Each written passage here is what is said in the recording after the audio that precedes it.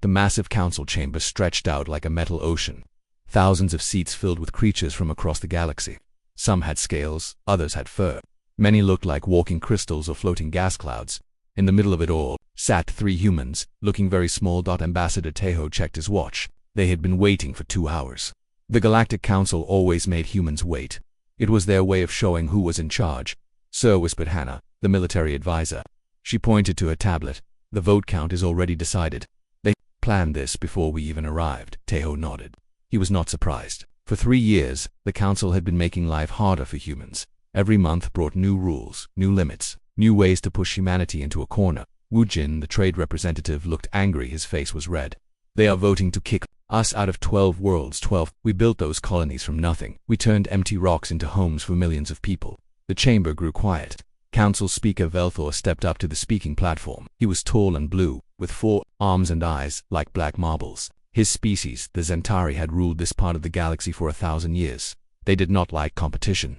"The council will now vote on Resolution 847C, Velthor announced. His voice echoed through the chamber. "This resolution concerns the human expansion into the Outer Rim territories." Tejo sat up straight. "Here it comes," he thought. "The council finds that human expansion threatens the peace and stability of established civilizations." Velthor continued. "Therefore we demand immediate withdrawal from the following systems. Double quotes. The list went on and on. 12 worlds. 12 places where humans had worked for years to build new lives, where families had been born, where children had grown up thinking of alien soil as home. One by one, the alien delegations voted. The snake-like Sask hissed their approval. The crystal beings called Cathara glowed brighter to show they agreed. The machine race called Nexus sent electronic signals that meant yes. Every single vote was the same. Yes to kicking humans out. Yes to taking away their homes. Yes to pushing humanity back into a small corner of space. "The vote is complete," Velthor announced with a smile that showed too many teeth. "Resolution 847C passes by unanimous decision. Humans have 60 standard days to evacuate all contested territories." The chamber erupted in sounds: clicking, buzzing, roaring, and chirping. Different species celebrated in different ways, but they were all celebrating the same thing: putting humans in their place. Te-Ho stood up slowly. The chamber began to quiet down. Thousands of alien eyes turned to look at the human ambassador. They expected him to argue, to beg, to ask for more time or make promises about being good. Instead, Tejo smiled. "On behalf of the human race," he said in a clear, strong voice, "I have an announcement." The chamber went completely silent. Even the air recycling systems seemed to stop humming. The human delegation formally withdraws from the Galactic Council, effective immediately. A gasp went through the chamber. Some aliens made shocked noises. Others began talking all at once. Tejo raised his hand. His voice cut through the noise. "Like a knife, we will honor existing trade agreements for 60 standard days. This will give everyone time to make new arrangements." He paused and looked directly at Velthor. "After that, humanity will chart its own course." Velthor's sport arms waved in confusion. "You cannot be serious. No species survives alone in the void." "We'll see," Tejo replied calmly. Hannah and Wu Jin stood up beside him. They walked toward the exit together. Their footsteps echoed in the huge chamber. "This is madness," shouted Councillor Yextai of the Merchant Guild. "You need us. You need our trade routes, our technology, our protection." Tejo stopped at the chamber doors. He turned back to face the thousands of aliens staring at him. "For 3 years, you have told us we are too aggressive, too unpredictable, too dangerous," he said. "You have limited our trade, restricted our military, and tried to control our expansion. You have made it very clear that you do not want us here." He gestured to the massive chamber full of alien beings. "So we are leaving. You wanted the galaxy without humans. Now you have it." The 3 humans walked out. Behind them, the chamber exploded into chaos. Aliens shouted, clicked, roared, and flashed lights at each other. Some demanded they bring the humans back. Others celebrated their departure. In a corner of the chamber, an old Cathara named Zephyrin watched the humans leave. His crystal body glowed with worry. "What troubles you, Elder?" asked his young aide. "They were too calm," Zephyrin said quietly. "I have studied humans for 50 years. They do not give up. They do not walk away from fights. If they are leaving this easily," he paused, his glow dimming with fear, "they have a plan." Outside the chamber, Tejo, Hannah, and Wu Jin walked through the station's corridors. Other aliens stared at them as they passed. Word was already spreading. The humans had quit the council. "Sir," Hannah said quietly, "are you sure about this? We're about to make a lot of enemies." Tejo smiled grimly. "Hannah, they were never our friends. They just pretended to be while they used us. But without the council, we lose access to their trade networks, their star maps, their permission." Tejo interrupted. "We lose their permission to exist how we want to exist. They reach their shuttle. As they climbed aboard, Wu Jin looked back at the massive council station. What happens now? He asked. Tay-Ho started the engines now. Now we remind the galaxy why they were afraid of us in the first place. The shuttle pulled away from the station and jumped to hyperspace. Behind them, the Galactic Council continued to argue about what the humans might do next. They would find out soon enough. Back on the station, Velthor stood in his private office, looking out at the stars. His aide, a young Zentari named Kexvalum, brought him reports. Sir, the other species are asking what we should do about human space. Should we send ships to monitor their worlds? Velthar waved a dismissive hand. Let them go. Without council support, their colonies will collapse within a year. They will come crawling back, begging to rejoin us. But deep down, Velthor felt a small worry growing in his chest. The humans had seemed too confident, too prepared. What if they had been planning this all along? What if walking away was not surrender, but the first move in a much larger game? The stars gave no answers. They just watched and waited, like they had watched and waited for billions of years. Soon they would see what happened when humans stopped asking permission and started taking action. The galaxy was about to learn why Earth's children were different from everyone else and why that difference might change everything. 6 months had passed since the humans walked out of the Galactic Council. At first, everyone celebrated. The galaxy felt safer without those unpredictable humans causing trouble. Council Speaker Velthor stood in his office, reading reports from across the galaxy. Trade was booming. The hegemony of Trax had taken over most human trading posts. The Merchant Guild was making more money than ever. Sir, his aide Kexvalum entered with a smile. The quarterly reports are excellent. Shipping profits are up 30% since the humans left. Velthar nodded with satisfaction. I told the council this would happen. The humans were holding everyone back with their aggressive expansion and strange customs. But as weeks turned, 2 months, strange reports began arriving on Velthor's desk. Captain Yoon of the Merchant Guild ship Prosperity sent the first concerning message. We tried to contact the human colony on Kepler 7 for their usual grain shipments. No response. We assumed they were angry about the council decision. Then came more reports. Human colonies were not answering communication requests. Their trading posts had gone silent. Even their emergency beacons had stopped broadcasting. On the bridge of the human colonial defense ship New Seoul, Captain Nari watched her crew work with quiet efficiency. Around her, dozens of screens showed human colonies across the galaxy. Every single one had the same status. Communications dark. Captain, her communications officer Jin called out. New Terra confirms protocol blackout is fully active. All human worlds have cut external communications. Nari nodded. Protocol blackout was simple but effective. If the galaxy wanted humans gone, then humans would disappear completely. No trade, no communication, no help, no interference. Any problems with the protocol? Nari asked. A few complaints from colonists who want to talk to alien friends, Jin replied, but mostly everyone understands. The galaxy made their choice. Through the ship's windows, Nari could see other human vessels patrolling nearby. The Colonial Defense Force had grown much larger in recent months. Ships that used to carry trade goods now carried weapons and soldiers. They wanted us quiet, Nari said to herself. Let's see how they like the silence. Back on Council Station, Velthar was no longer smiling. The reports on his desk painted a troubling picture. Sir Kexvalum said nervously. The Merchant Guild is complaining about increased shipping costs. Without human transport ships, moving goods costs 3 times more. Velthar waved dismissively. Temporary problem. Other species will fill the gap. There's more, Kexvalum continued. Several exploration ships have gone missing near human space. The ship Far Wanderer disappeared 2 weeks ago. No distress signal, no wreckage found. Pirates, Velthar said. Quickly, the outer territories have always been dangerous. But privately, Velthar felt worried. The humans had been very good at fighting pirates. Without human patrol ships, the shipping lanes were becoming dangerous again. Councillor Zephyrin of the Kithara entered Velthar's office, the old crystal being glowed dimly with concern. Velthar, we need to discuss the human situation, Zephyrin said. What situation? They left. Problem solved. Zephyrin's glow flickered with annoyance. That is exactly the problem.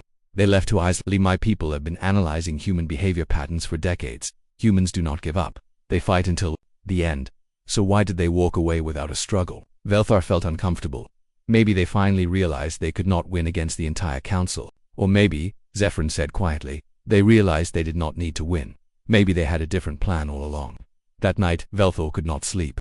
He stood at his office window, looking out at the stars. Somewhere out there, human colonies were living their lives in complete silence. No calls for help, no trade requests, no diplomatic messages. It was like they had simply vanished from galactic civilization.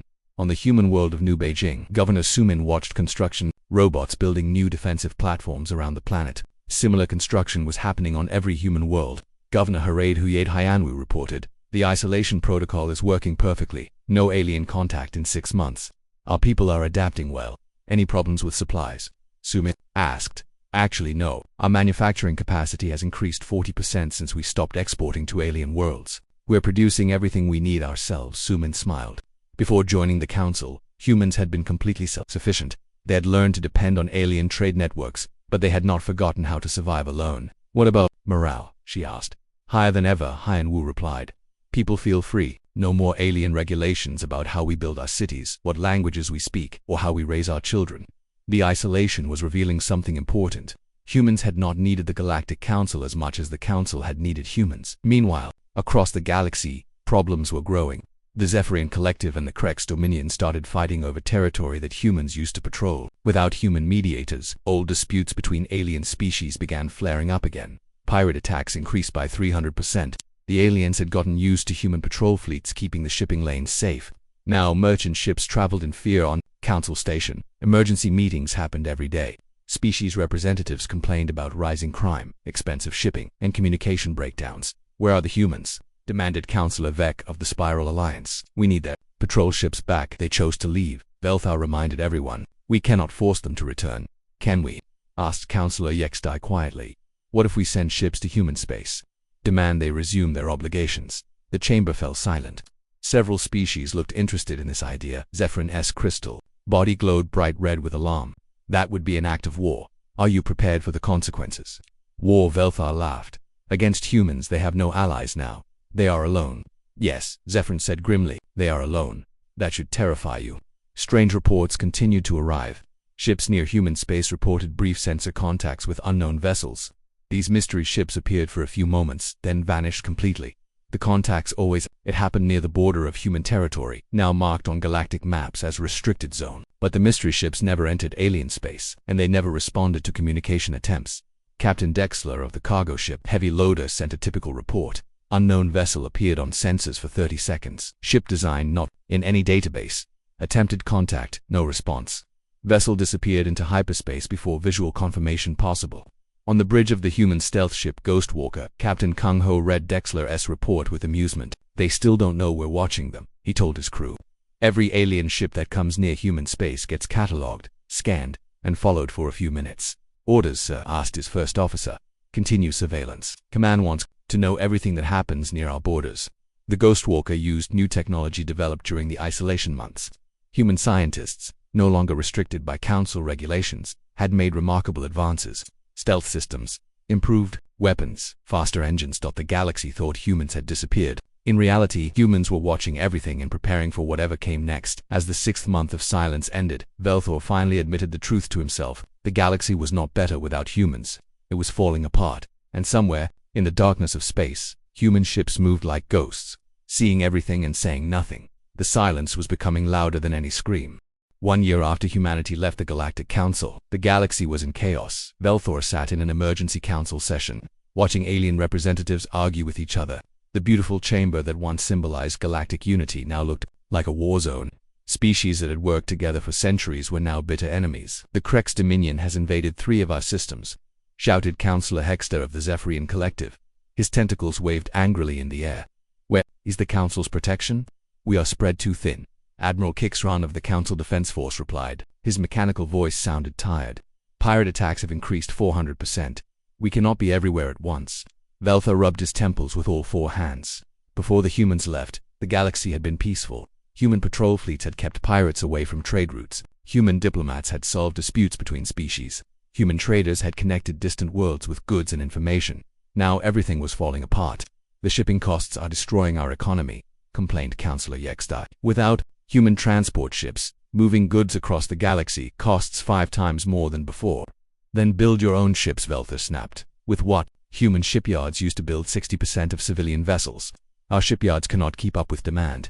In the back of the chamber, Zephyrin watched the arguments with growing dread. His crystal body glowed dark purple, the color of deep worry among his people. Elder, his aide whispered, perhaps we should suggest contacting the humans. Too late, Zephyrin replied quietly. We had our chance to treat them fairly. Now we must live with the consequences. On the border world of Nexus 7, Governor Talwin watched another refugee ship land at his spaceport. Thousands of aliens were fleeing their homeworlds as conflicts spread across the galaxy. Governor, His security chief reported, "We have refugees from 12 different species now. Food supplies are running low," Telwyn sighed. Before the human departure, refugee crises were handled by the Human Relief Agency. Humans had been very good at organizing help for people in need. Now, every world had to handle problems alone. "Any word from the council about sending aid?" he asked. "The council says they are reviewing the situation," his aide replied. "That usually means no help is coming." Through his office window, Talwyn could see the edge of human space. Those systems were completely dark now. No radio signals, no ship traffic, no communication of any kind. It was like an entire section of the galaxy had simply stopped existing. But the most disturbing reports came from ship captains who traveled near human territory. Captain Vexenal of the merchant vessel, Lucky Strike, told a typical story at the spaceport bar. "We were hauling medicine to the outer colonies. 3 pirate ships jumped us near the old human system of Kepler-12. Other captains gathered around to listen. Pirate attacks were everyone's biggest fear now. Thought we were dead," Vexenal continued. "Pirates had us surrounded, demanding our cargo, then suddenly, ... He paused, drinking from his glass. 3 unknown ships appeared out of nowhere. Never seen designs like them before. "What happened?" someone asked. "The unknown ships destroyed all 3 pirate vessels in under 30 seconds. Clean, efficient, brutal. Then they vanished back into hyperspace without saying a word." "Did you see who they were?" Vexenal shook his head. "Ships went dark immediately after the attack. But I'll tell you what I think. Those ships were human." Similar stories were spreading across the galaxy. Pirates attacking near human space would mysteriously disappear. Unknown ships would appear, fight with incredible skill, then vanish without explanation. The galaxy was starting to whisper about ghost ships and phantom protectors. Dr. Unesio, head of xenobiology at the Galactic Research Institute, had been studying these reports for months. She requested an emergency meeting with the council leadership. "Councilors," she began, standing before a small group of senior council members, "I have completed my analysis of the human departure and its consequences." Velthar leaned forward. "What are your findings?" Dr. Unesio activated a holographic display showing galactic trade routes, conflict zones, and economic data. "The humans were not just another member species," she explained. "They were the glue holding our civilization together. Look at this data." The hologram showed the galaxy before human departure, trade flowing smoothly, conflicts rare, piracy minimal. Now look at the galaxy today. The hologram changed. Red zones showed conflicts. Broken lines showed disrupted trade routes. Yellow areas marked pirate activity. Humans served as traders, mediators, enforcers, and explorers. Dr. Unesio continued. "They filled gaps in our civilization that we didn't even know existed." Councillor Thekaran spoke up. "But humans were aggressive, unpredictable. They caused problems, did they?" Dr. Unesio asked. "Or did they solve problems we couldn't solve ourselves? Without human mediation, the Zephyrian Crex conflict that simmered for decades has exploded into open war. Without human patrol fleets, piracy has reached epidemic levels. Without human traders, our economy is collapsing." The room fell silent as the council members absorbed this information. "What do you recommend?" Velthar asked quietly. "We need to bring the humans back," Dr. Unesio said. "But I don't think they'll come back easily. My analysis suggests they planned this departure carefully. They're not suffering from isolation. We are." Meanwhile, on the human world of New Terra, President Dongwu met with his cabinet in a secure conference room. Around the table sat the leaders of humanity's greatest minds, military commanders, scientists, economists, and diplomats. "Report on galactic situation," the president requested. Admiral Haywan stood up. "Our surveillance ships report complete breakdown of galactic order. The Zephyrian Crex war has spread to 15 systems. Pirate attacks are at an all-time high. The Council Defense Force cannot maintain order." "Economic analysis," the president asked. Minister Minho consulted his tablet. "Galactic GDP has contracted 35%. Several minor species are facing complete economic collapse. The Merchant Guild has lost 60% of its trade volume. Any attempts to contact us?" "None officially," Admiral Haywan replied. "But our intelligence suggests desperate discussions within the Council about re-establishing communication." President Dongwu smiled grimly. "How are our own colonies?" "Thriving," Minister Minho replied proudly. "Without the need to export resources to alien worlds, our standard of living has increased dramatically. Our population is growing, our technology is advancing rapidly, and morale has never been higher, and our military capabilities greatly enhanced," Admiral Haywan said. "Without Council restrictions on military research, we've developed new weapons, better shields, and faster ships. Our fleet could probably defeat the entire Council Defense Force if necessary." The president nodded. The plan was working perfectly.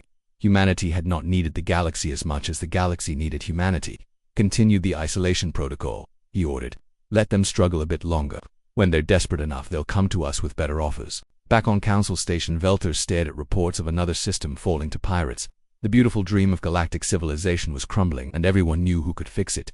But the humans remained silent, like ghosts watching from the darkness. The galaxy was learning a hard lesson. Some species were not meant to be pushed around, and humanity was not a species that forgot insults easily.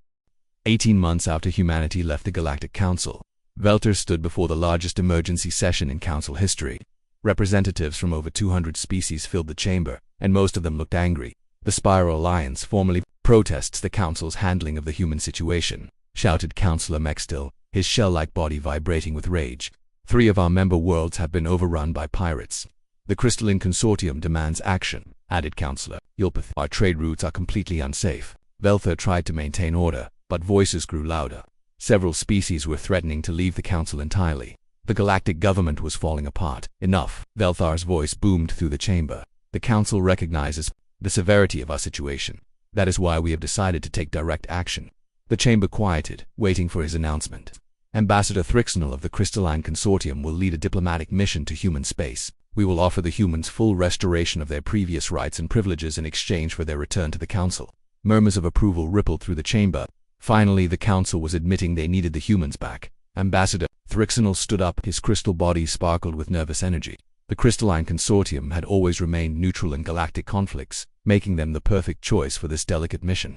I accept this responsibility, announced, but I must warn the Council. The humans may not be willing to forgive our previous treatment of them. They'll come back, Velthor said confidently. They need our technology, our trade networks, our protection.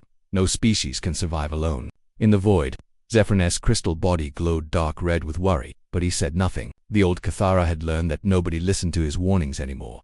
3 days later, Ambassador Thrixnel.s diplomatic fleet approached the border of human space. His flagship, the Harmony, led 5 other vessels carrying gifts, trade goods, and formal apologies from various Council species. Ambassador, his aide Kamlara reported, "We're detecting massive energy signatures throughout the system. These readings are unlike anything in our databases." Through the bridge windows, Thrixnel could see New Terra, humanity's former capital world, but it looked completely different now. Huge orbital stations surrounded the planet like metal moons. Space elevators stretched from the surface to massive construction platforms. The entire system buzzed with activity. "By the stars," Kamlara whispered. "What have they built?" Thrixnel was asking himself the same question. The humans had not just survived their isolation, they had used it to transform their entire civilization. "Incoming transmission," the communications officer announced. A human face appeared on the main screen. The man looked young but carried himself with the confidence of high command.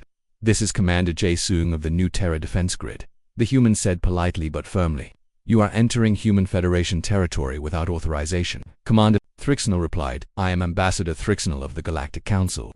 I request permission to open diplomatic negotiations with your government." Jae-Sung's expression did not change. Diplomatic missions require prior scheduling through official channels. As the Galactic Council terminated diplomatic relations 18 months ago, no such channels currently exist. "But surely we can," Thrixnel began. "You have 12 hours to leave Human Federation territorial space," Jae-Sung interrupted. "This is your only warning." The transmission ended. Thrixnel stared at the blank screen in shock. Ambassador Kimlada said nervously, "Our sensors are detecting multiple fleet formations moving into position around us. Hundreds of ships maybe. Thousands." Thrixnel looked at the tactical display. Red dots representing human ships were appearing everywhere. The diplomatic fleet was completely surrounded. But most shocking of all, the human ships were not designs anyone had seen before. They were sleek, angular, and radiated power signatures that made Council warships look primitive. "Open a channel," Thrixnel ordered desperately. Commander Jae-Sung appeared on screen again, his expression unchanged. "Commander, please reconsider," Thrixnel pleaded. "The galaxy is in crisis. We need to talk." "The Galactic Council made their position clear 18 months ago," Jae-Sung replied. "Humanity was declared a threat to galactic peace. Our expansion was forbidden. Our representation was denied. Our requests for fair treatment were ignored. But we want to fix those mistakes." Thrixnel insisted. "Do you?" Jae-Sung asked. "Or do you simply want us to solve your problems again?" The question hung in the air like a challenge. "The galaxy is falling apart without human assistance," Thrixnel admitted. "Piracy, war, economic collapse. We need your help." "Interesting," Jae-Sung said. "For 3 years the Council told us we were dangerous troublemakers who needed to be controlled. Now you tell us we are essential helpers who need to be recruited. Which is it?" Ambassador Thrixnel had no answer. "You have 11 hours remaining," Jae-Sung said, and cut the transmission. On the bridge of the Human Federation command ship Indomitable, Admiral Sujin watched the alien diplomatic fleet with amusement. "Admiral," her tactical officer reported, The alien ships are just sitting there. They seem confused about what to do next. Let them think, Sujin replied. 18 months ago they thought they could push us around. Today they learn what happens when humans stop asking for permission. Around the new Terra system, massive human fleets patrolled with casual efficiency. These were not the same ships the aliens remembered. Human technology had advanced rapidly during the isolation period. Any word from Earth Command? Sujin asked. President Dongwu's orders remain unchanged, her communications officer replied. Maintain isolation protocol. No negotiations until they offer something worth our time. Sujin nodded. The humans were not angry or vengeful. They were simply indifferent. The galaxy had rejected them, so they had moved on, but the galaxy had not moved on. Without human mediation, trade, and protection, galactic civilization was collapsing. As the 12-hour deadline approached, Ambassador Thrixnell tried everything he could think of. He sent messages offering trade deals, technology exchanges, and formal apologies. He promised humans equal representation on the council and unlimited expansion rights. Every message received the same response. Please direct all communications through official diplomatic channels. But there were no official diplomatic channels anymore. Ambassador Kemlara said as the deadline approached. What do we do? Thrixnell looked at the human fleet surrounding his ships. Hundreds of powerful warships waited patiently for his decision. They were not threatening or aggressive, just quietly present, like patient guardians protecting their territory. We leave, he said finally. We have no choice. As the diplomatic fleet jumped to hyperspace, Thrixnell caught one last glimpse of the new Terra system. The massive orbital stations, the countless ships, the signs of a thriving civilization. The humans had not just survived without the galaxy. They had flourished. Set course for Council Station, Thrixnell ordered. We have a report to deliver. But he already knew what his report would say. The humans were no longer the desperate species that had once begged for council membership. They had become something else entirely. Something independent. Something powerful. Something that did not need permission from anyone. And that terrified him more than any weapon ever could. Behind them, the human fleet returned to its patrol patterns, keeping watch over a civilization that had learned to stand alone. The galaxy wanted the humans back. But the humans were no longer interested in what the galaxy wanted. 2 years after humanity walked away from the Galactic Council, President Dongwu stood before the rebuilt Human Federation Congress on New Terra. The Great Hall was filled with representatives from 847 human worlds, more than double the number. When they left the council, "My fellow humans," the president began, his voice carrying to every corner of the chamber. "Today marks the 2nd anniversary of our independence from galactic politics." Thunderous applause filled the hall. In the viewing galleries, citizens from across human space cheered and waved flags of their homeworlds. "When we left the council," President Dongwu continued, "they told us we could not survive alone. They said no species could thrive without their guidance, their protection, their permission." The president paused, gesturing toward the massive windows that showed New Terra's transformed skyline. Where once stood a modest capital city, now rose gleaming towers that stretched into the clouds. Orbital elevators connected the surface to vast space stations that housed millions of people. They were wrong. More applause erupted from the chamber. "Our colonies are thriving. Our technology leads the galaxy. Our people are free to build the future they choose, not the future others demand of them." In the back of the chamber, Admiral Haywan watched with quiet pride. Her military reforms had transformed the Human Federation defense force into the most advanced fighting force in known space. After the president's speech, Admiral Haywan met with her senior staff in the Pentagon's secure briefing room. Report on Operation Silent Guardian, she requested. Colonel Minseek stood up with a tablet full of data. "In the past 6 months, our stealth fleets have eliminated 347 pirate vessels threatening civilian shipping. We've prevented 23 major conflicts from escalating into wars. We've delivered emergency supplies to 67 refugee colonies." "Casualties?" the Admiral asked. "0. The aliens never see us coming, and they never know we were there." Admiral Haywan nodded with satisfaction.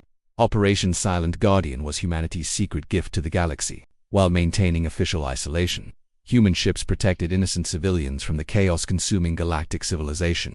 "The aliens must never know we're helping," she reminded her staff. "If they think we care about their problems, they'll assume we're weak." "Understood, Admiral. Our ships maintain complete stealth. As far as the galaxy knows, pirates just mysteriously disappear near human space." Meanwhile, on Council Station, the situation had become desperate. Velthar sat in his office, reading reports that got worse every day. The Zephyrian Krex war had spread to 47 systems. The Council Defense Force could not maintain order anywhere. Piracy had destroyed galactic trade. 7 minor species had suffered complete governmental collapse. Worst of all, 3 major species had announced they were leaving the Council to form their own alliance. Sir Kexvolume entered with another stack of urgent messages. "The Spiral Alliance demands immediate action on the human situation. They're threatening to withdraw from the Council if we don't restore order soon." Velthar sighed. Ambassador Thrixnel's diplomatic mission had failed completely. The humans had not even bothered to negotiate. They had simply told the council to go away. Any new ideas from the council strategists? Velthar asked. They suggest military action, Kexvalum replied nervously. Force the humans to resume their obligations. Velthar shuddered. Military action against humans. After seeing the massive fleets surrounding New Terra, that idea seemed like suicide. A communication alert sounded. Velthar activated his screen to see Zephyrin calling from the Cathara homeworld. Velthar, the old crystal being said, his glow dim with exhaustion. I have disturbing news. Our deep space monitors have detected something near the galactic rim.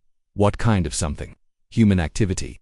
Massive construction projects in previously unexplored systems. They're not just expanding, they're building something enormous. Velthar felt cold fear grip his heart. Building what? We don't know. But the energy signatures suggest industrial capacity beyond anything we've ever seen.